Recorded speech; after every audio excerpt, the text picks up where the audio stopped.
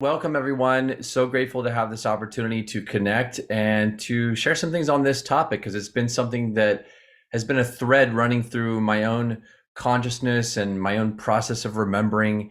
I love the mission of Portal Ascension to help people remember and remembrance of Atlantis, of the lost civilizations that came before, which many of us have had incarnations of. It's something that has been part of my process since I was a teenager, really. In fact, one of my first past life memories was taking me back to a time in Egypt, which was just after the destruction of Atlantis. And I saw pyramids, temples, it looked like a pretty fully formed platform for higher consciousness and preservation, a center of preservation for some of that lost knowledge.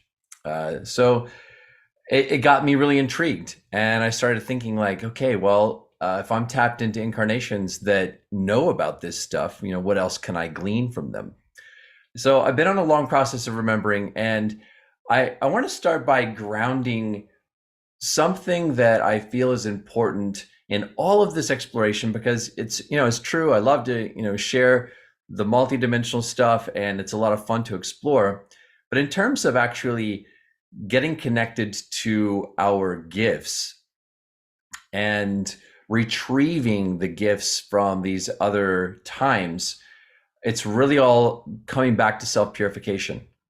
If we want to retrieve the gifts that we originally held in Atlantis when Atlantis was in its highest vibration, the key is to just keep purifying ourselves and working on transcending the polarity of masculine and feminine, bringing the masculine and feminine energies back into balance and equality.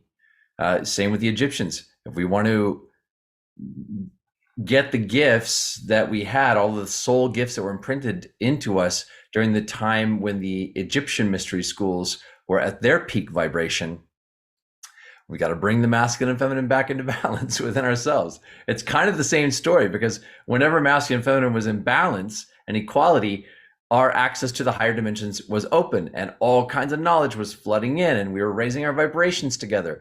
And we were forming these really deep soul bonds with each other and extending a field of light through our chakras to hold the civilization in balance and to help the civilization move toward a collective ascension process, one that we've never really fully entered into yet.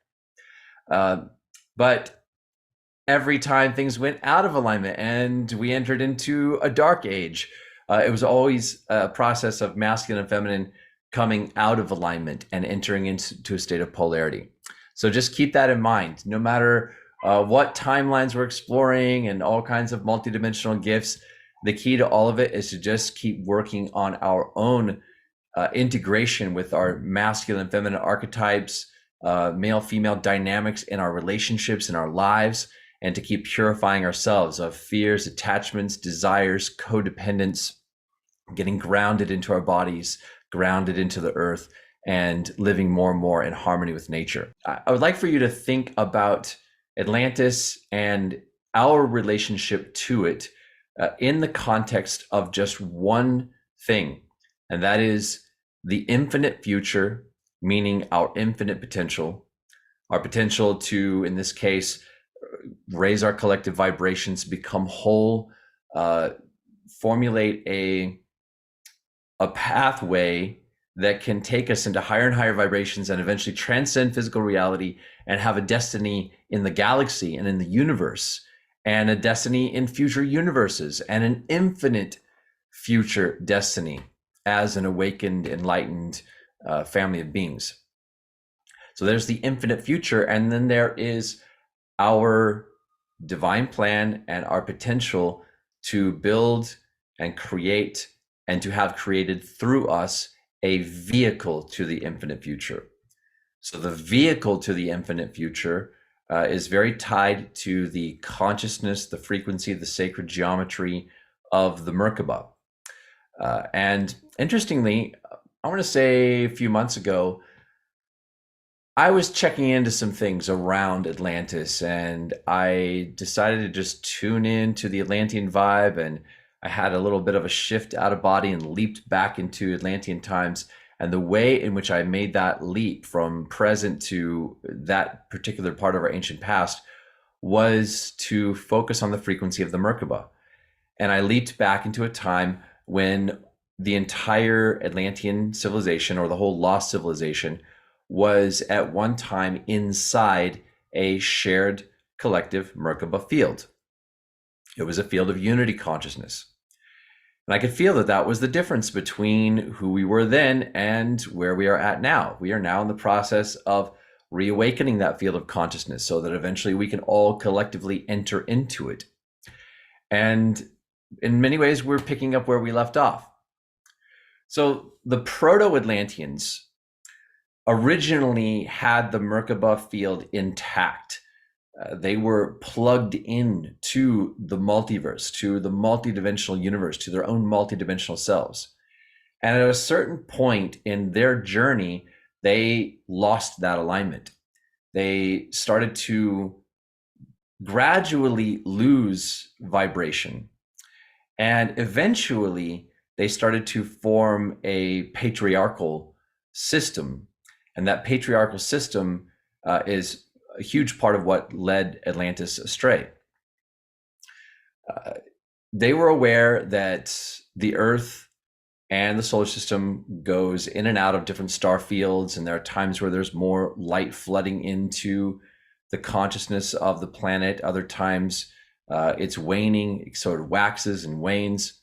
And during the last time when there was an increase in light, humanity was developing through the Atlanteans elements of mind and psychic abilities. And the masculine in particular started to develop a kind of a psychic competition. They wanted to develop these powers in a way that was in non-accordance with divine will. And they actually started to ask the feminine energy to take a back seat.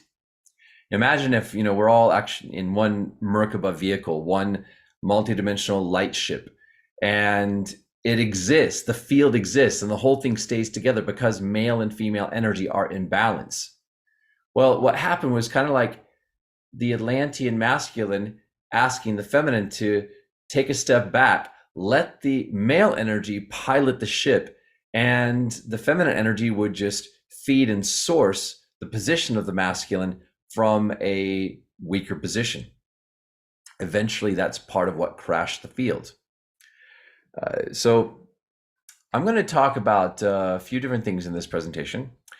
We're going to talk about how Atlantis actually came to an end, what the destruction was like, some of the implications of it, and I'm even going to share a little bit of artwork that I came up with to present some loose concepts of things that I have personally seen in the Akashic records, because I've leaped back into many different Atlantean lifetimes. But we also want to keep coming back to this idea of the infinite future, our relationship to the infinite future, and the vehicle to the infinite future.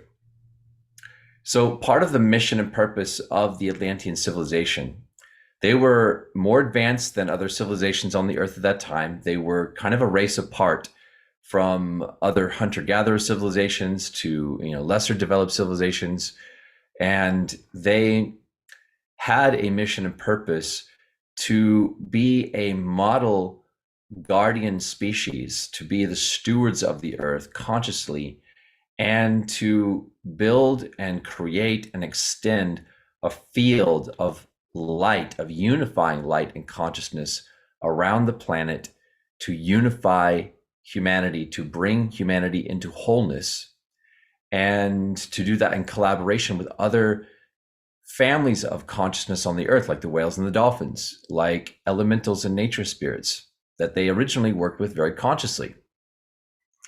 And they had this purpose to create the vehicle for humanity's ascension beyond the construct of matter, but they're crashing that grid and that field in many ways contained echoes of our own potential timelines that we are looking at and facing now.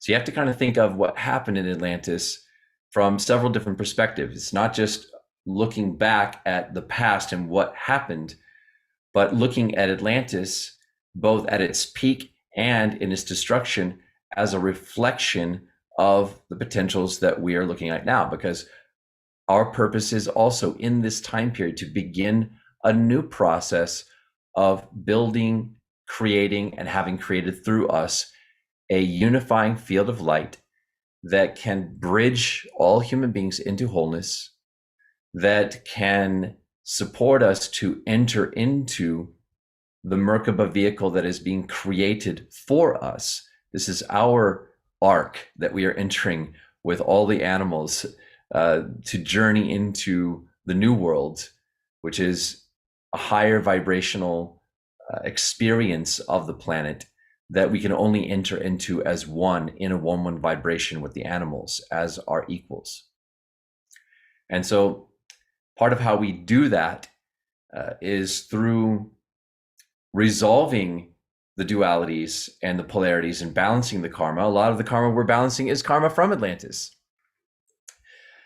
And then also developing practices of being present and focusing on the synergy between our chakras, between our hearts, and imbuing the fields with kindness, using language and the gift of language in ways that are imbued with love instead of fear.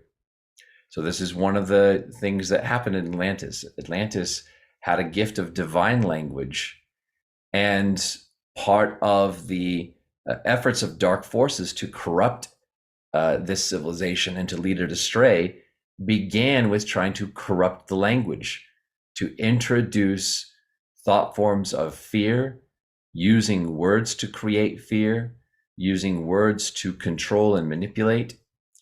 And the creation language of that time became polluted with all kinds of different thought forms that began to degrade language as a field. Right now, we don't really understand language as a field yet in our civilization because we all speak many different languages. It's not a whole and unified system. And so we don't think of language as a field, even though it is. All human language that we speak is part of a communication field. And that is something that the Atlanteans originally understood. So we have our work cut out for us. If we want to fulfill the Atlantean blueprint, if we want to pick up where they left off when they were still aligned with their purpose, and to carry that forward and go beyond what they were able to achieve, we don't have to invent any or resurrect any ancient Atlantean technologies. We don't even really have to awaken psychic gifts, though that will come along with the strengthening of this field of light. But what we can do is to become more and more conscious, more and more aware of how we use the gift of speech, the power of our words, our thoughts, our deeds, to become more and more present to what we hold in our field and what we are attracting to ourselves, and every opportunity that exists to continue to shift into more harmonious patterns of relating to people. So I'm going to jump over into some artwork here. It's really interesting to think that a civilization once existed inside of this Merkaba field and then lost it and crashed the grid. I remember actually the Atlantean that is one of my contacts. I still experience connection with him almost like it's a simultaneous time communication sometimes, and I'm going back and I'm retrieving some of his memories. But I remember a particular Atlantean incarnation who was meditating on the shores of the island continent of Atlantis, and the Ascended Masters came to him and they told him that the civilization was corrupt and it was becoming dangerous for the whole of the earth, and that the grid that connected the Atlantean consciousness together was becoming so corrupted with darkness that a decision had been made to turn down the light and allow the grid to destroy itself, to collapse. And they said that this event will bring about the destruction of the island, which was the most advanced part of this civilization. There were other Atlantean cities throughout northern Africa and in other parts of the world. But the master said that once this crashing of the grid of consciousness takes place, that the very climate of the earth would be revised, that everything would be lost. There would be very little evidence left of what had come before, and that even the survivors, most of them, would very quickly lose knowledge and awareness and vibration, and they would forget who they were, and they would fall into a state of amnesia. Partly because they no longer had a grid of consciousness to support them to be in more of an expanded state of awareness, but also because the shame of what had happened and the way in which humanity had went to war with the God within and betrayed our own God source, the shame of that and the scar of that would bring about tremendous denial, that even the survivors, many of them, would live with such denial of the pain and suffering that had been caused through the way that they had become corrupt. And so people would forget. And the masters told this particular Atlantean that in order to preserve his higher consciousness along with others like him, they would have to integrate with the new vehicle to the infinite future, because the old one had failed. And they basically took the vehicle to the infinite future that hasn't even fully come into being yet in our collective consciousness in this time period. Let's imagine we're leaping forward hundreds, maybe even thousands of years, when the Merkaba Field is fully intact in human civilization in this time period that we're moving into. And the masters were able to stretch a part of that Merkaba Field back in time and allow a handful of Atlanteans to enter into it and preserve their consciousness, and then become the architects of the project to restart civilization and to bring knowledge from the ancient civilization into certain key places where it could be stored and later retrieved during humanity's awakening. So what was Atlantis really like? What were some of these advanced cities really like? I'm going to show you some pictures, and you might not think of this as being Atlantean, but this is based upon things that I remember. This is an artist depiction. So this is HighSpeed Train. I remember this in Atlantis. I remember high-speed trains. I remember a very advanced transport system. They were very good at creating tunnels. They had a lot of transports going in tunnels throughout their cities that connected many different cities together. I actually think some of these things may still exist in certain parts of the inner earth. So you might not think of some place like this. This is a modern day subway system, but this is something that I saw in Atlantis. I remember my Atlantean self walking along in one of these underground subway systems and looking at a wall and seeing a vast network of tunnels, and on a map, like, right here, this is Brooklyn. But the Atlanteans, they would look on the wall and they would see something like this. Tunnels of subways and trains that branched all over the island continent. I'm not sure if they had these in any of the other cities outside of that.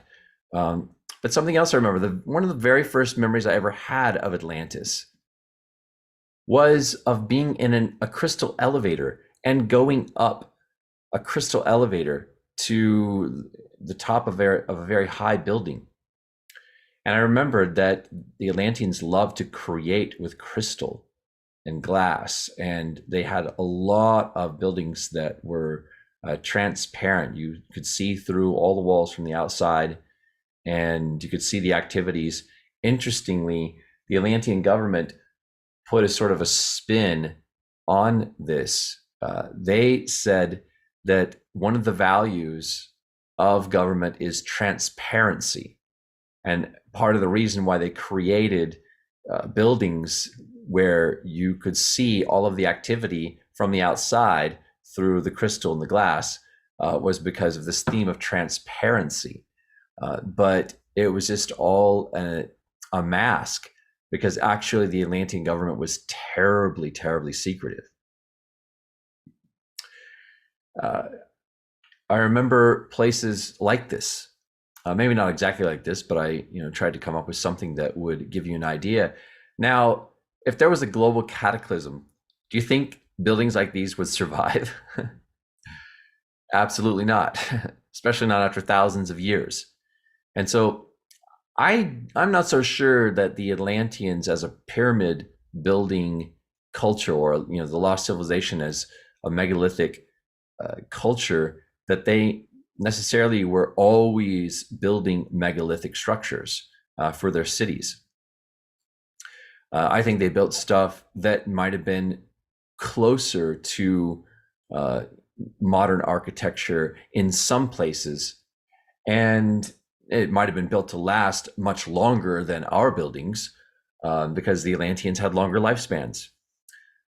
But they may have started to create certain types of monuments that were designed to last thousands and thousands of years, like the pyramids in Egypt, like some of the other megalithic stone structures around the world, because they realized, the survivors realized, that we have to find a way to pass on knowledge all the way like 12,000 years down the line until the next big infusion of light occurs, and humanity is going to be ready to retrieve this knowledge. So I don't think they were building structures that last 12,000 years all the time.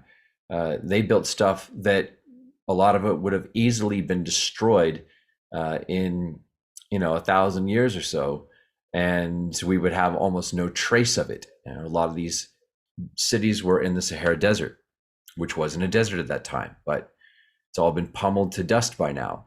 And what we have left are the structures that they built, realizing that, well, we got to build something that lasts longer than 1,000 years. So I'm going to share something that I think is really interesting in terms of timelines and awareness. It's a different way of seeing Atlantis. And there's a few quotes that I pulled from Seth, channeled by Jane Roberts. So Seth says, your ideas of Atlantis are partially composed of future memories. They are psychic yearnings toward the ideal civilization, patterns within the psyche, even as each fetus has within it the picture of its own most ideal fulfillment toward which it grows. Atlantis is a land that you want to inhabit, appearing in your literature, your dreams, and your fantasies, serving as an impetus for development. It is real and valid. In your terms, it is not yet physical fact, but in some ways it is more real than any physical fact, for it is a psychic blueprint.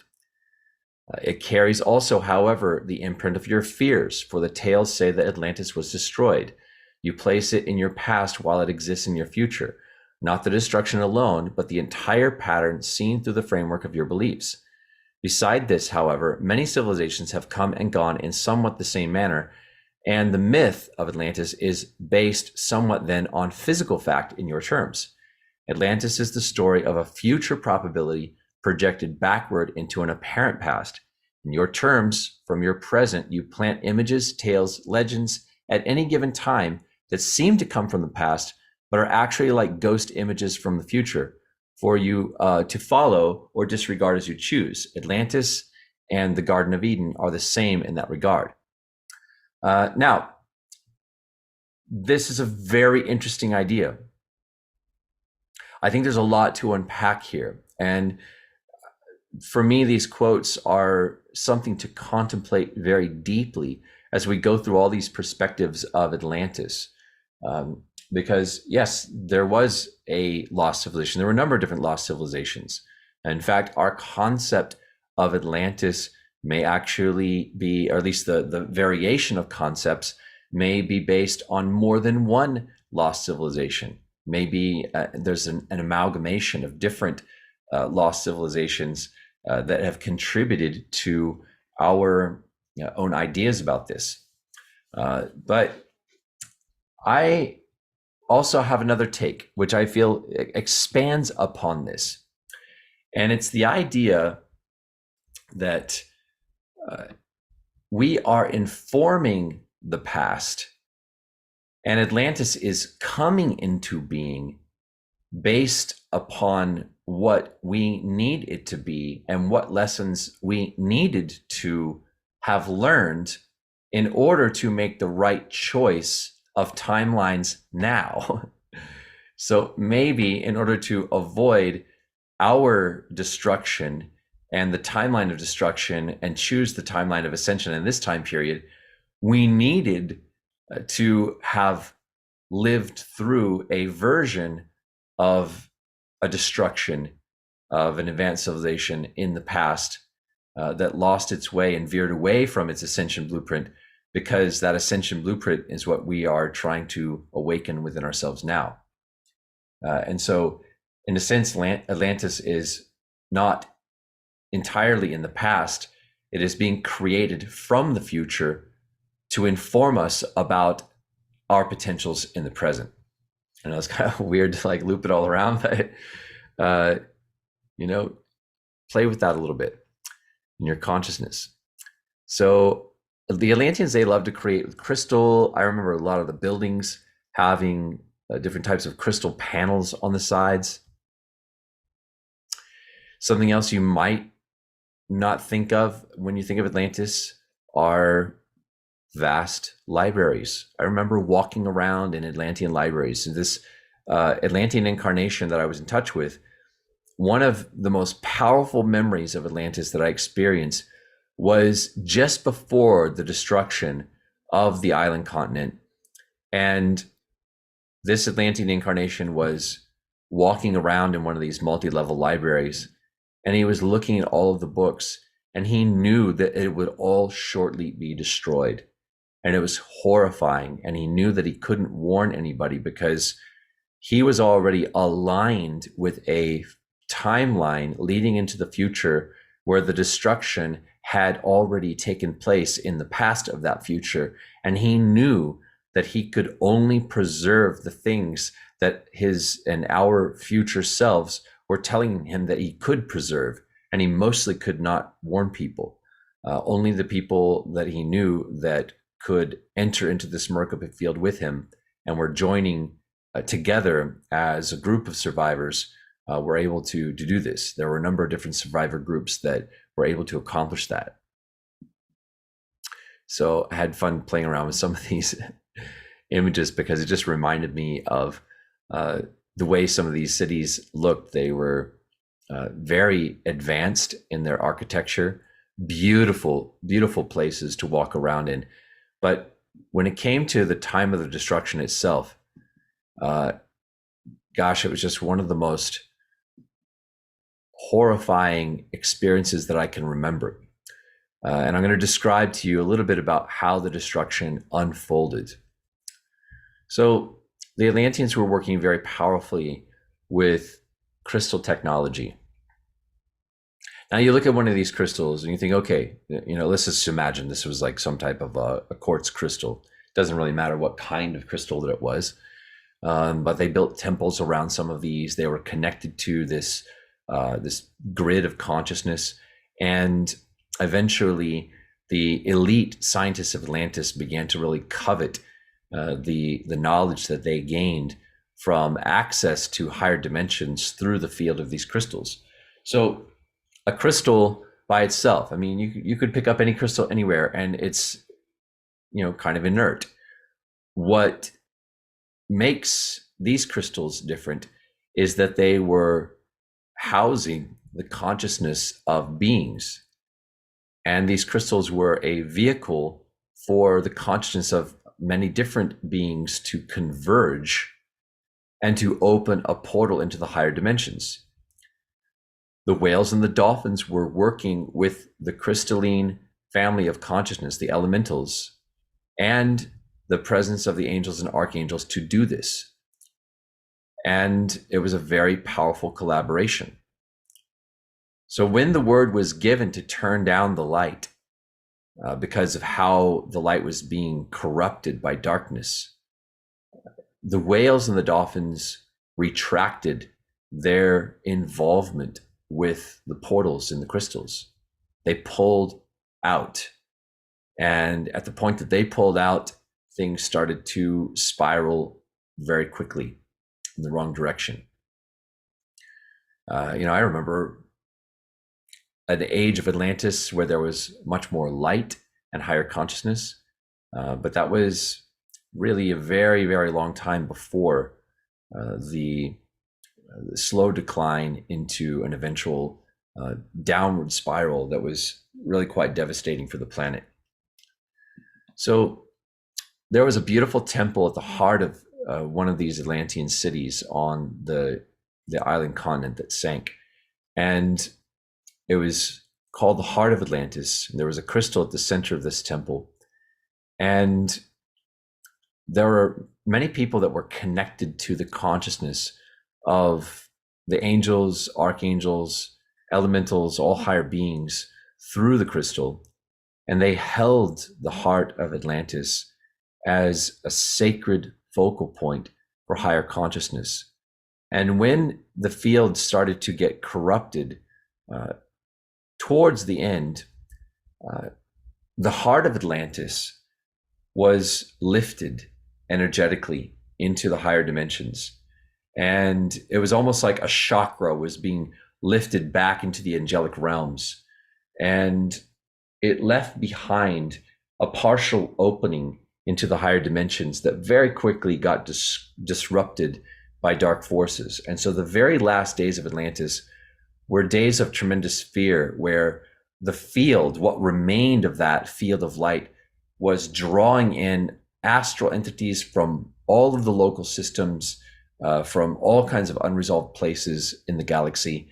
And there were fallen angels, there were dark entities coming in and trying to possess people and cause them to vibrate with fear and to feed off of their fear. It was like, if you've ever seen a feeding frenzy with sharks in the ocean, where a whole bunch of fish and meat have been put out, and there's a feeding frenzy just going wild, sharks just darting in and grabbing a piece of meat and taking off with it.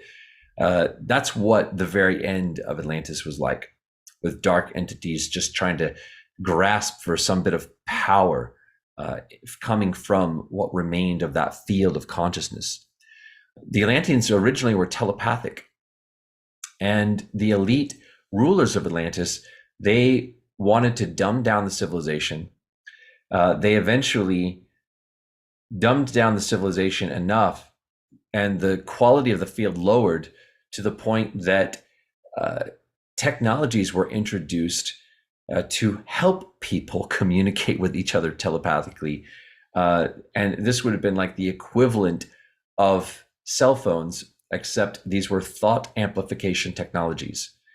So Atlanteans could communicate with each other telepathically through thought amplification toward the end, even though originally they didn't need such things. But their minds were actually becoming smaller and smaller all the time.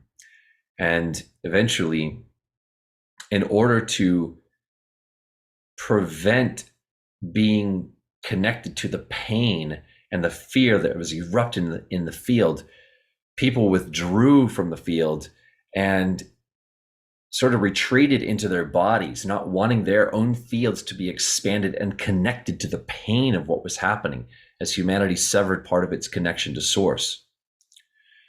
And when that occurred, there were several different Atlantean groups, elite scientists and leaders, that were all vying for control of what remained of the power grid of the field. Their ability to extend consciousness to control the masses. And they went to war with each other. This field emanating from these crystals allowed them to see into the future and to spy on each other. They used it for remote viewing. And when the field got degraded enough during this downward spiral, they actually, several of these groups looked to see what the others were doing, and they were spying on each other. And at some point, the idea was introduced to send a kind of a power surge from one station to another to destroy the crystal at the other station. And it doesn't matter where the idea originated, as soon as that idea was in the fields, all of these groups had the same idea all at once. They all thought about, well, if somebody is thinking about doing that, we need to preempt them and do it first. And because they all then started to think about that at the same time in the same way, they all went to their power station and tried to do the same thing. And it was like mutually assured destruction. If you were watching from space, it was like watching lasers shooting from these power stations at each other, which not only destroyed the power stations, but it destabilized the entire island and it sank beneath the sea.